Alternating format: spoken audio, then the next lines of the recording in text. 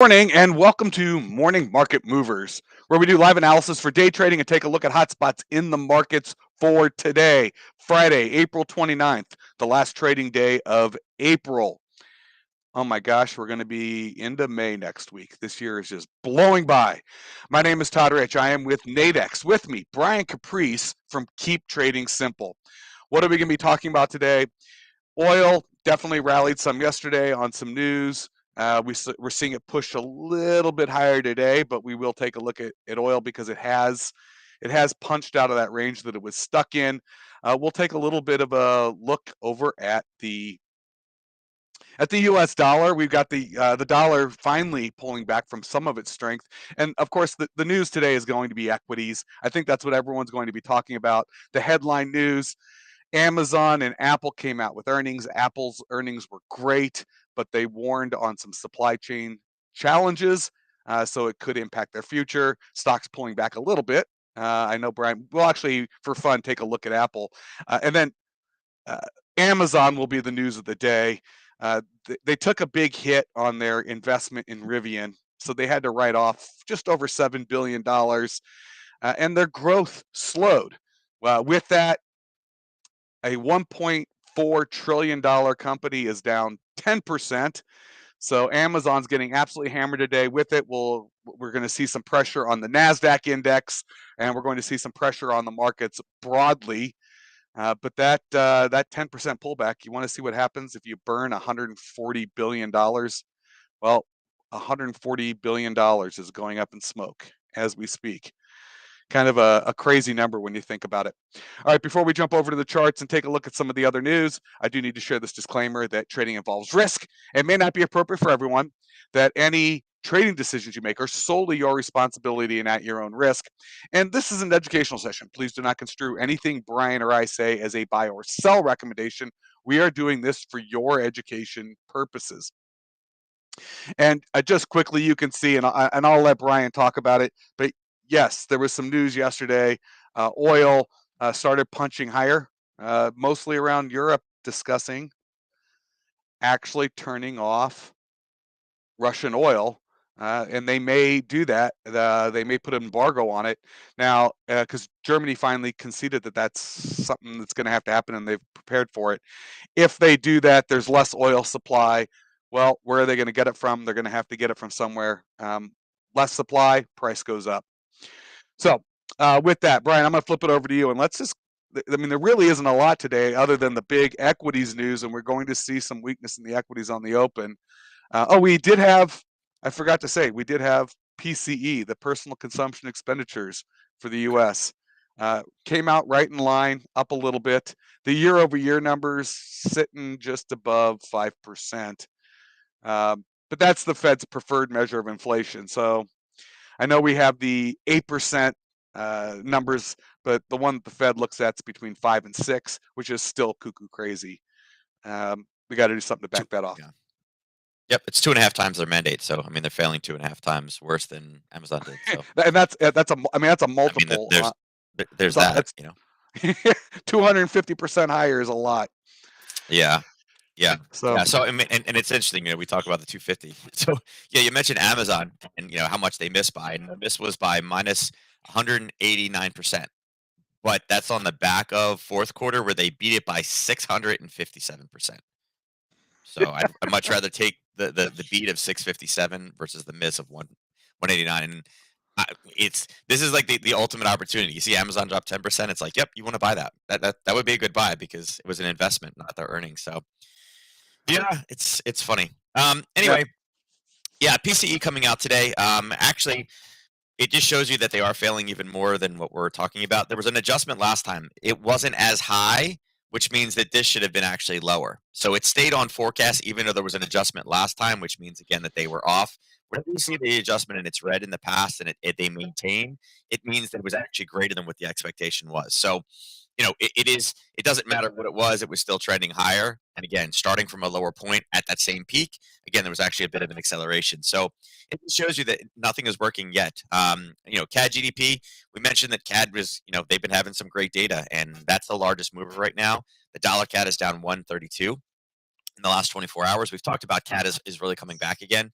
The pound is retracing some of its losses from this week as well, versus the euro down.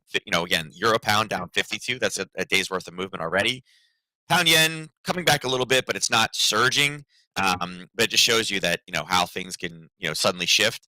The dollar yen again, now they are opposite, right?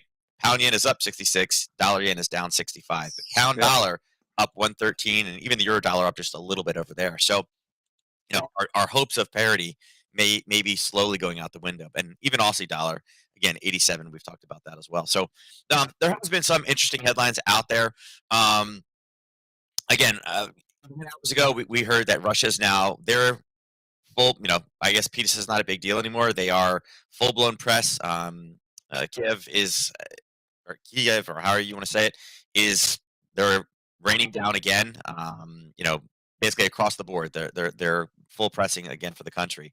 That's one of them. And then this came out a little while ago as well, about 5 hours ago now, that China's foreign minister basically says that China and Russia's ties a new model of international relations. So, again, I don't think it's any surprise that Europe wanted to become independent of Russia. They said that they can't do it yet. We're going to do it, but they can't do it yet. There's no way to immediately turn that switch. And China's like, "Yep, we'll just send it over here. We'll take it. We'll make a special deal." And again, as far as globalization goes, they're gonna help each other. And they said that they're taking things to new highs. So not necessarily the best for the rest of the world, but again, China's going to take everything they can to get where they need to go. So looking at today, it's very much a risk-off day. It's one of those odd days that the VIX is negative and all the equities are also negative at the same time, and the dollar's negative. Dollar's rallying back a little bit, but yesterday we were talking about that 104 number. It actually crashed below 103 for a little bit in the European session before driving higher. So, not seen as a dollar necessarily strength-based positive day today. Obviously what we talked about yesterday is like, when does Apple miss? Here's what we had with Apple: immediate surge forward. Everybody that bought it immediately got stopped out again, and then it came right back up to where it was again. And this Apple, I mean, it's funny. They're like, oh, but there Look at could be that supply chart. chain problems. Yeah, Look it's at that ridiculous. chart. That's just the funniest thing, because you've got a hairy wick to the top, if people can't see it, Yeah. and a hairy wick to the bottom. Yeah, Talk and it's about like volatility. yeah, This is what it's happens when you unbelievable. trade Yeah, after the bell in a very yeah. illiquid market. Yeah, I mean, it's a 10% swing top to bottom. If you take the top to the bottom, it's $16, it's 160. It's a 10% move. That's In, just in good. a Yeah. matter of in 1 hour. And again, this is people trying to get into it, trying to anticipate. Like, is it going to be good? Okay, it's good. I'm going to buy it. And as they're slowly trying to get into it, they trap everybody, and then it goes down and it wipes all those people out. They're like, "Holy crap! I've already lost. How much am I got to get out. This is what's going on here." And then it comes right back up again. So And it did yeah, nothing. it does. I mean, it's just again, this is that option play where again, Yeah. they drove the price higher, it drove all the way down again, and you had that volatility crush. It's like, is it going to be good? Is it going to be bad? And then they're going to say, but we could miss next time. Apple's notoriously, the one that's always like extremely pessimist. We're going to miss next time, guys. I know we've done like 48 quarters in a row of record profits. We've never made this much ever, but next time. And they do it every time, and the market just doesn't listen to it, but people keep falling for it. So, Yeah. I think, yeah, I mean, going into the weekend right now with Russia intensifying things, it's interesting. The other piece of it is that Russia's Federal Security Service facility also came on fire from the Ukraine. I think this is extremely dangerous and probably the dumbest thing the Ukraine could ever do. Putin, again, I don't think he'll go to nuclear weapons, except if he said that if Russia was threatened. There's one thing about being on a defensive, giving people weapons to create an offensive to go into Russia. Again, attack them economically, cut them off from the world, give them weapons to protect themselves. But if you weaponize the Ukraine that they can go on the offensive against Russia, that is the last box he needs to check to go to a nuclear option. That is the absolute worst thing that I think we can do. I think all pressure should be put, but I think this is very dangerous. The last time they did it, they increased shelling. And again, the poor citizens of the Ukraine, because they're the ones that are going to take the brunt of it. It's bad. I mean, at this point, I don't even know what to do anymore for them. It's very, very difficult scenario for them. Freedom is extremely important. But if you start crossing the border and going into Russia, I think it opens up a whole nother chapter that I don't think Freedom anybody isn't wants a free. piece of. Freedom isn't free. freedom isn't free. Yeah, and that's you saw the comment there. And I don't know. I'm on the other side. I mean, the people of Ukraine are doing what they can to, just to completely sit back on their heels. It's not like we gave them cruise missiles or something. Whatever, they're just pushing back. And if I were long-range artillery is what we're giving them right now. So it's the thing is, if we were going to give them the weapons in the first place, we should have basically said, if you cross with a tank, we're going to cross with a tank to defend them. We should have done a purely defensive mission from the very, very beginning. As I've been saying it forever, you match tank for tank, and then he's got to make the call. I'm going to cross. The question is, does the UN actually do something? No, no. I think that answer is probably no. But there was definitely people that could have, and they let it go too long, and they let a bully, and now we're in the situation. It's only getting worse. And we still have 40-year record inflation, and we're going to send another $33 billion across over there just for weapons when we could have just matched dollar for dollar. So it's hard when people are struggling here to keep justifying the costs, and again, there are companies that are benefiting from it. But again, the one thing that will do for our economy, again, we're talking about going into recession. If we increase defense spending, that will also cushion any type of recession for us. So there is that. It's I hate to use the phrase, the but war machine it's a is war real. rally. It's a war rally is real. Yeah. So again, that could be why we're seeing this pressure in the dollar pulling back a little bit, because knowing that we're making all these new weapons and we're sending these weapons over there, it has been proven throughout history that, again, when you fund the defense industry, it drives our GDP higher. The Fed knows that. They're not missing that point. They're looking at this, and that may be exactly why we're seeing dollar weakness today, because of all the increased aggression. We will have a response back again. That's going to stimulate certain, groups, certain sectors of the economy. Yeah, that helps lower the blow of raising interest rates. So again, they may not need to do it as much, knowing that this is there. And again, very rare day that the VIX is down and all the indices are down. Looking at the ES, I think it's a very interesting scenario. NQ is the one that we talked about yesterday, and we kind of retraced all the way back up into the area of buyers. And then obviously, after the market closed, with everything going on, we said that NQ was going to have probably some crazy movement. We were talking about it going long yesterday, but I said you got to watch to see what the market does during the day.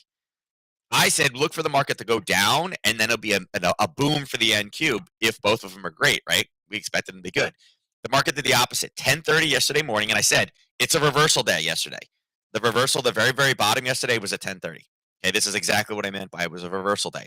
What did it do? It drove it higher. And then magically the earnings came out. Magically, Amazon just happened to miss and take a big write-off, and the market just completely crashed back down again. So this is going right back to look to see what the price action tells you to see where you're going to take your trades. We see it every single time in news. The 10-3-1 strategy that I gave you guys for oil, it's the same thing. The market will always drive it, typically in the exact reaction. That's why people say, buy the rumor, sell the news. It's the exact same thing. The market pre-positions it to get a discount on it. The news comes out, everybody tries to react to it, but the market's already positioned, and then when they try to get in it, it's manipulation. There's no other really word for it.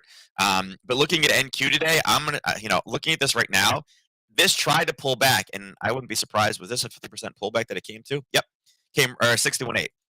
It started basing in that level. That's kind of a big area. Think about it. The overall general public hasn't had the opportunity to react to all the factors that have already sent this thing down. They're looking at this and say, wait a second, Apple, they're going to have supply chain problems. Amazon missed. Holy crap, Amazon missed. It was an investment that missed, but on that investment, they're still up for, what did we say, $4 billion? They made $11 billion in fourth quarter, and then they had to do a $7 billion write-off. I'll take that trade any day of the week. Right, make $11 billion, losing $7 billion, you're still up $4 billion on that transaction. So that's not bad. That's not a bad investment for them. But yet the market's taking it that way. But people see that and they're like, "Oh God, that's horrible." And then the slower growth, $140 billion hit. Woo! I don't know. Yeah, those are some fairly significant reactions. But the market, listen, we're in a situation where people are looking for the negative. And then you're going to see these amplified negative news, and anything positive is going to be dampened. If you recall, Microsoft blew it out of the water and goes up. Yeah, but it's what have you done for me lately? Yeah, Microsoft killed it beyond killing it. Destroyed. They're up 3%. Yep. Amazon misses a little bit. They're taking it down 10%. So Yeah. lots of volatility. Yeah. So what I would do is, again, I think it'll be very, very similar with the negativity. One of the areas that I'm looking for in particular right here is you can see right around 7:45 this morning, it did kind of run into a level of basing that we had saw before. And again, I'll pull this off just so it's a little clearer. This level of basing after the gap is kind of like, all right, there's buyers established. We've already hit that once. We're kind of hitting it again. This is an area where I think there could be a potential trap today. Again, the sentiment is definitely negative. Russia's increasing things. We're going to cut this person off. All these are kind of negative, factors. The CPE, I wouldn't say it's one way or the other. The consumer sentiment at 10 o'clock may add a little bit of extra spice to this one. Again, we're seeing profit taking from the entire week, but there's a trap sitting right here. People are going to look at this and say, wait a second, there's the Globex low. If it breaks through the Globex low, I should definitely short this. So people are going to look at this and not look at the VIX, because not everybody understands what the VIX is. They're going to look at this and say, wow, everything is right across the board. Amazon missed. Holy crap, the world is ending right now, right? This may actually give us the potential to kind of take a long off of this one. I'm not saying that necessarily it's going to be a feel good Friday. It could. Yesterday became the one of my students, one of my actually better students, probably my best. At 12 o'clock yesterday, right around 10 o'clock, he goes, well, or he said something about, looks like Feel Good Friday's not coming today. And then all of a sudden the market went absolutely crazy, on that reversal time. Today, I think, is another one of those scenarios. It's very, very similar. The sentiment is all negative. The market hasn't reacted to it. They're looking at this and saying, hey, I'm smart. I know the Globex low is right there. But it's an area of buyers, and buyers stabilized it before. So could we push in, and could there be some buying opportunity? I think there could. I do think there will be at the open. I do think everybody that saw Amazon is going to be trying to sell. Yeah. But once that initial brunt is in, I think the market has the ability to turn and shoot back higher. Again, dollar weakening, it is definitely being a Friday. It's going to be risk off with the war, with where it's escalating to. I definitely think it is a more risk off. Me personally, I think it's more of a risk off day. But and again, so does the market. All the indices are down. That's the risk assets. If you look at all the cryptos, again, risk assets, they're all off. Commodities, which everybody needs, every single one of the commodities, including gold and silver, right? So gold, silver, natural gas is now up, 2.5% back over 7.5. And again, every one of the indices is basically the same. I think they're all doing the same thing. Even though YM right now, YM I think does have an interesting scenario because it is coming off this racetrack right here. And again, talking about slower growth and supply chain and all those things, the YM tends to take the brunt of a lot of these things. Anything that's manufacturing, especially consumer sentiment. When people hear slowdown, it's a slowdown in manufacturing is really kind of what people are talking about. I think that YM is probably what I would say is, although it's not the weakest right now, because of the chart setup, this is a big area that we can retrace. So I think NQ has some stabilization in here. I think ES, come on, switch to me. ES also has that same kind of stabilization, a little bit of a racetrack on that one. And again, really, if there's a slowdown, Russell should be affected the most, and it's kind of peaked. So I think there's that initial barrage, this area in here that we can overcome. That I'm kind of, it's not bad. I think it's decent, right? But at the same time, when you kind of pull this, again, you can see that the 23 has been an area. So, like I said, I think there's an initial drive. There's a potential for reversal. Crude oil, again, watching crude oil continue to go higher and higher and higher. It's now officially out of that last draw that we had over here. It is creeping up on the larger spectrum of things. We talked about 106 being an area, and it had to fight to get through 106. 104 wasn't as big of an issue, but you can see it finally hit it. It hit it again. It hit it in base in there, came up, and then used it. I think where we are right now with oil, not that Friday is historically like a big moving day, but with it starting to creep back higher,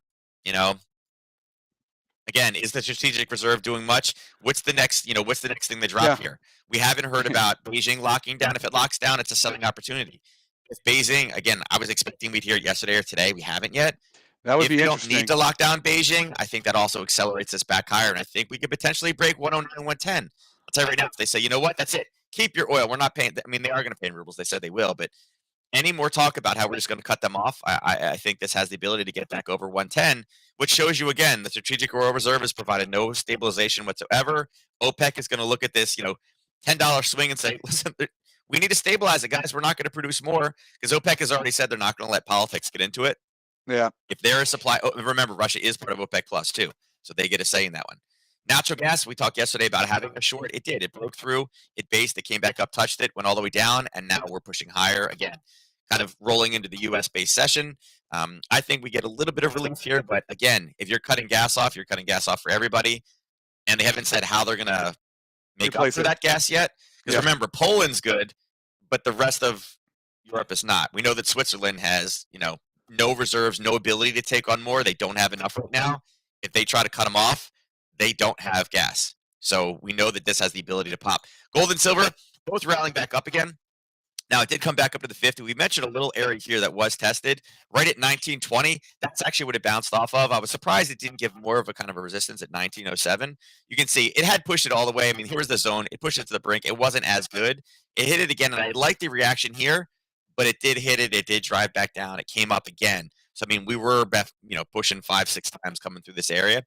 Then it kind of Harry Pottered higher and grabbed the next clean level at 1920 is pushing down again. So, again, silver should be double what gold is. Gold is up 0.9 right now. And I think this is like, how do we get safety over the weekend? It is kind of where, and again, weak dollar, it's rolling back into gold. Silver, it should be twice as high, but you can see that silver's already come back up, grabbed that same level, and now is rolling back down again. So I would expect gold to probably do the same thing. It may base through and push back lower. The Fed didn't really mention anything. We'll see if they say anything today. I'm kind of wondering, if they're going to get in there and be like, look, it's working, guys. I told you it's working. We'll see. So. But this is actually a story too that we're seeing unfold. That Russia is talking about pegging ruble to gold, to gold prices, right? And this person says it's not being discussed at all. But again, a couple other people have reported that it is. Remember, Russia is kind of like now looking at China and saying, "Oh, you're allowed to keep your currency pegged and low. We should do the same thing." Japan is allowed to become an export nation and low. Oh, we should do the same thing. It's great to have a strong currency in some senses, but eventually it'll come down to the point where it'll come back to dollars. I can buy resources from Russia really, really cheaply. Should I buy American grain for 4 times the amount, or should I buy Russian grain for 25%?